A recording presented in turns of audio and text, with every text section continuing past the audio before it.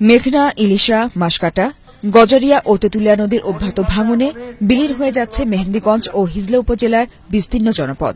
ভাঙন এতটাই ভয়াবহ রূপ নিয়েছে যে কিছু বুঝে ওঠার আগেই হঠাৎ বিশাল এলাকা নদীগর্ভে বিলীন হয়ে যাচ্ছে। মেহেন্দিগঞ্জ উপজেলার উলানিয়া থেকে ৫ বছর আগে মেঘনা নদীর দূরত্ব ছিল ৭ কিলোমিটার। মেঘনার অবিশ্বাস্য ভাঙনে এখন সেই দূরত্ব কয়েক সেন্টিমিটার এসে দাঁড়িয়েছে। এছাড়া শ্রীপুর, চর গোপালপুর, বামুনের চর, জাঙ্গালিয়া, চাঁদপুর, সুলতানি ও পুরান হিজলায় ভাঙন সবচেয়ে বেশি।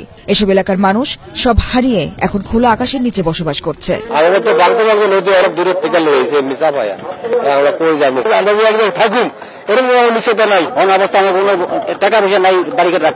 স্থানীয় জনপ্রতিনিধিরা জানিয়েছেন, নদী ভাঙনে ৩৪টি শিক্ষা প্রতিষ্ঠান বিলীন হয়ে গেছে। ৩৪টা প্রাইমারি স্কুল, কলেজ, তারপর বালিকা বিদ্যালয়, college, high school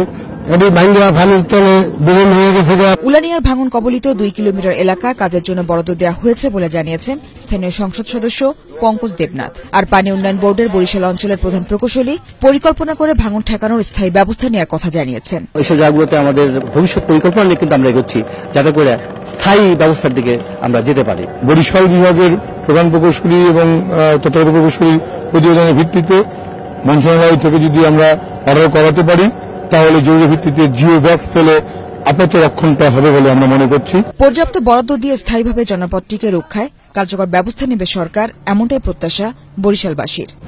bureau report, ATN Bangla.